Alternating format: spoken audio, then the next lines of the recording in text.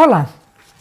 Hoje nós vamos falar sobre um tema que está muito presente no dia a dia, queixas no consultório, queixas em rodas de amigos, em reuniões familiares, que é a ansiedade das crianças no pós-pandemia e as dificuldades de aprendizagem.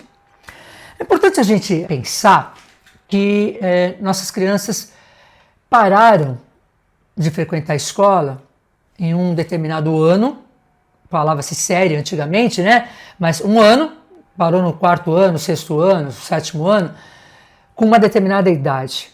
E aí ele ficou isolado dos seus amigos, do seu grupo de colegas das outras turmas, ele ficou longe do seu professor, dos seus professores, e ficou em casa. E isso afetou a saúde mental não só das crianças, como dos professores, dos pais, mas hoje nós vamos falar da criança. E como é que essa criança ela volta para a escola? Ela volta com uma defasagem imensa. Nem todas as crianças tiveram a oportunidade de poder trabalhar na forma online de uma forma eficiente e eficaz. Por N razões. Eu tenho lá crianças que tinham um único celular na casa para dividir com todo mundo. Crianças que não tinham um espaço que pudesse ser reservado a ela no momento escolar e muitas vezes a escola também, sem preparo, por N razões, para estar fornecendo material a ele. Muitas vezes os professores, e eu vejo, eu sou professora, a maioria dos professores se desdobrou para dar o seu melhor, mas também não foram treinados para isso. Tiveram que se reinventar, como eu, como todos. Muito bem, e aí como é que entra esse novo normal nas escolas? A cobrança. Então eu tenho lá, por exemplo, um aluno que parou no 4º ano, 6º ano, 5º ano. Vamos pegar aqui um exemplo que ele tenha parado no 5º ano. Ele não frequentou mais. Aquele processo de desenvolvimento e aprendizagem do 5º ano ficou suprimido. Foi passado da forma que foi, da forma que deu, e ele entendeu ou não o que deu. E como é que essa criança volta? Ela volta insegura, ela volta desmotivada, ela volta revoltada e ela volta ansiosa. E a maior queixa que nós temos é: eu não quero ir para a escola. Eu não quero ir para a escola porque eu não sei nada. Porque eu não sei o que o professor fala, porque eu não entendo. Os meus amigos entendem e eu não entendo. Voltamos aqui naquele famoso conceito de que o ser humano ele tende a se comparar, e a criança também. Se o amigo dele sabe e ele não, então ele é inferior. Então ele é burro. Não, ele não é burro. Ele não é inferior.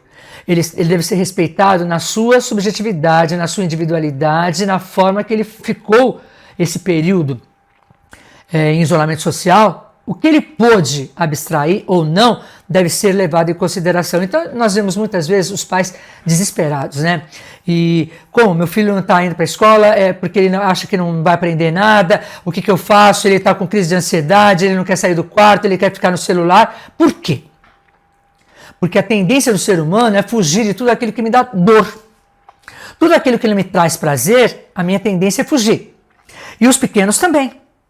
E quando eu falo os pequenos aqui, eu posso ampliar isso na faixa etária dos 18 aos 29 anos. A faixa mais jovem, dos 16 aos 29. Então não são só os pequenos com menos de 12 anos. Nós estamos vendo também nessa faixa jovem aí. Mas vamos voltar para a criança. E como é que lidar com isso? Como é que as escolas podem lidar com isso? Como é que os professores podem lidar com isso? E nós observamos que a psicologia, a ciência do comportamento, nunca foi tão necessária como nos momentos que estamos vivendo agora, como no momento atual. E eu acredito que para os próximos pelo menos 30 anos é fundamental a figura do psicólogo, a figura desse profissional que poderá ofertar um suporte tanto para os professores, para os gestores, para as famílias e para a criança. Muito bem, então será que tudo eu vou achar que o problema está com meu filho ou está no sistema?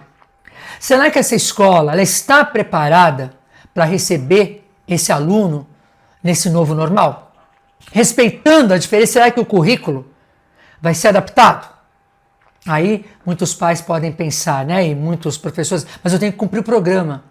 O programa é a parte burocrática, é a parte do papel.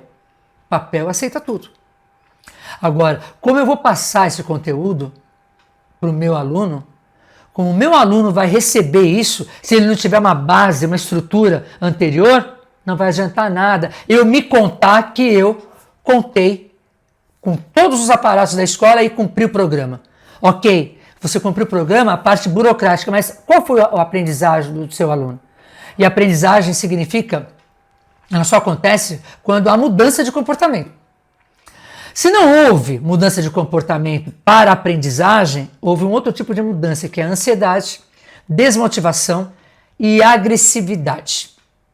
E essa agressividade, como é que é? É fato que qualquer coisa que for falado a ele, ele vai reagir de uma forma muito agressiva para se defender. Então, a primeira defesa é o ataque. Então, eu ataco para me defender. Então, qualquer brincadeira já vai ser suficiente para eu achar que eu estou sendo incomodado, que aquilo é bullying, que aquilo é, de uma forma ou de outra, é uma discriminação. Muitas vezes pode até não ser, mas a criança já está tão emocionalmente comprometida que a visão dela vai ser essa. Eu sou diferente, eu sou inferior e eu não quero. Então eu não quero ficar nesse ambiente. Eu não quero ficar nessa escola, eu não quero ficar nessa sala, eu não quero esse professor, eu não quero esses amigos. Eu quero ficar na minha casa, eu quero ficar no quarto. E é aí que nós percebemos a importância de procurar ajuda. Então vamos ver aí quais são os profissionais que podem ajudar nesse momento. É muito importante deixar claro aqui a função de cada um. Nem sempre o psiquiatra vai ser necessário neste momento. Claro que existem situações e situações. Mas o psicólogo, sim, que ele vai trabalhar a parte emocional, a parte comportamental, para saber como é que está a emoção dessa criança, o emocional dele, como é que está. E o psicopedagogo, que não é um psicólogo, que é um profissional, que, como o próprio nome diz, psicopedagogo. É o profissional que fez um curso de especialização e trabalha com as dificuldades de aprendizagem, que não é comportamento. O comportamento é para o psicólogo e o psicopedagogo vai trabalhar as dificuldades de aprendizagem. E é aí que os pais vão ter que se unir junto à escola, aos gestores, aos professores e a esses profissionais. E aí o que mais precisa para essas crianças? Ele vai precisar ter atividade física. Nenhum tratamento, para ser eficiente, eficaz, ele é solitário. Por exemplo, eu vou tratar a depressão, eu preciso tratar a parte biológica, medicamentosa, a parte emocional e a parte física, a atividade física. Então, como é que essa criança pode trabalhar essa energia que está contida nela e que ela vai estar agressiva, ela vai bater, ela vai falar, ela vai xingar, ela vai responder de uma forma agressiva, fazendo atividade física. E nós temos muitos centros de juventude, muitos clubes aí populares, gratuitos, com programas socioeducativos, que devem ser procurados. Agora, quem tem condição de oferecer um judô, um karatê, um balé, uma natação, uma atividade física para essa criança, vai ser muito importante para ela descarregar a energia, porque aí ela fica um pouco fora do celular.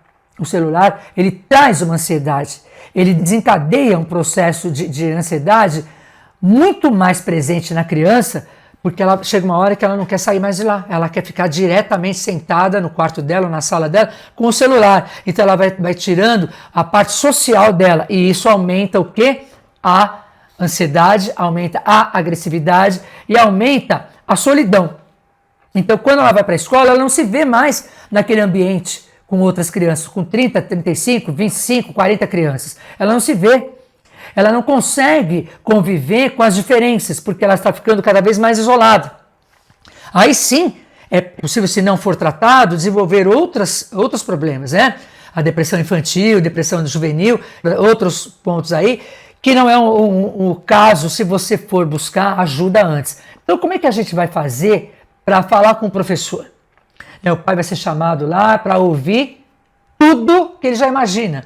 Tudo que meu filho não faz. Mas aí ele fala, mas em casa ele faz. Tá, mas em casa é um ambiente e aqui na escola é outro. Então vamos tentar conversar, os pais e os professores e os gestores, como é que nós podemos resgatar o lado dessa criança que parou lá em 2019, 2020 e retornou em 2022. Como é que eu posso desenvolver programas ali de desenvolvimento para tentar resgatar o que ele não aprendeu? Então eu vou ter que ter o que ali? Atividades interdisciplinares, eu vou ter que ter atividades extracurriculares, eu vou ter que ter ali outros profissionais na organização para auxiliar nesse momento esse aluno com dificuldades de aprendizagem. Então, além desse psicopedagogo que infelizmente na rede pública ainda não existe, né, existem já em algumas cidades do interior, já existem concursos, prefeituras que já colocaram concursos para esse tipo de profissional que é super importante, o psicopedagogo. Para o psicólogo ainda é pouco, mas é importante que as escolas busquem parcerias, né, para que as coisas aconteçam. E aí montar, né, junto ao corpo docente, um projeto diferenciado. Projeto significa o quê? Lançar para frente e poder estar fazendo ajustes. Então eu não vou pegar alguma coisa engessada de um ano para o outro. Eu vou ver quais são as dificuldades dentro de uma avaliação. E essa avaliação é feita, normalmente, no final do ano, mas nesse momento que nós estamos vivendo, ela deve ter sido feita já bimestralmente. Quais são as dificuldades apresentadas pelos nossos alunos? Os pais levarem para eles, como é que é esse aluno quando vai fazer o dever em casa?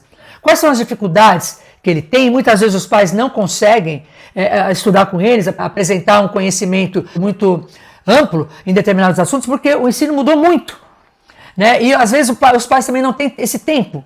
Então é importante sentar a família, esse link, escola e família, né? É muito importante. Então é escola, família, sociedade, profissionais, é tudo uma coisa toda junta, uma coisa que deve ser falada a todo momento nas organizações educacionais, nas instituições educacionais, o quanto que é importante a porta aberta para ouvir os pais. E os pais terem tempo para ir à escola saber do seu filho. Né? Se tem uma coisa que não dá para voltar atrás, é filho. Filho nasceu, é pro resto da vida.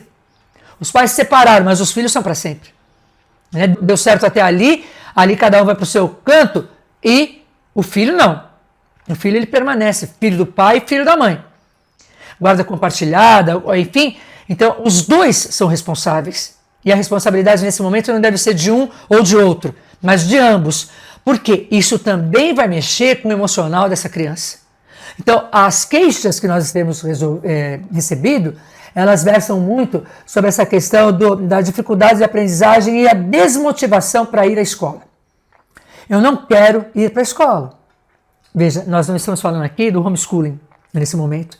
Não estamos entrando nesse momento no homeschooling. Porque aí existem outras formas, né? Ainda projetos a serem aprovados, tudo, mas nesse momento a criança precisa da escola. E ela precisa ser acolhida e a escola precisa estar aberta a entender, a fazer uma leitura das necessidades atuais desse aluno, que ele precisa com necessidades bem dele, necessidades individuais. Então eu não posso pegar um programa e passar para todo mundo igual, porque de repente o Joãozinho não abstraiu da forma que a Maria abstraiu. E o Pedro teve dificuldade no meio do processo que o João não teve. Então eu tenho que fazer essa leitura e aí entra a necessidade da avaliação. E avaliação, não avaliação rasa, igual para todo mundo, mas avaliação que possa ver ali as habilidades e competências dessa criança e quais são as dificuldades de determinado grupo de alunos. E aí sim, montar um trabalho para buscar resgatar esse momento dessa criança que ficou parada lá atrás, né, por N razões. Esse tema de escola é muito gostoso, muito interessante, e eu fui diretora de escola, coordenadora, e como educadora eu vejo assim, muito gostoso e muito amplo para ser trabalhado e muito complexo. Então, nesse momento, eu gostaria de perguntar como é que anda seu filho, seu aluno, seu sobrinho, seu irmão na escola. E até mesmo você precisou voltar para a escola e como é que você se sentiu? E aí, escola, todos os níveis, técnico, universitário, de especialização, pós-graduação, MBA, enfim. Como é que é voltar para a escola? Será que você consegue desenvolver a empatia com as crianças que estão ao seu redor? Eu espero que esse vídeo tenha feito sentido para você. Se fez, curte, compartilhe e se inscreve no canal. Até mais.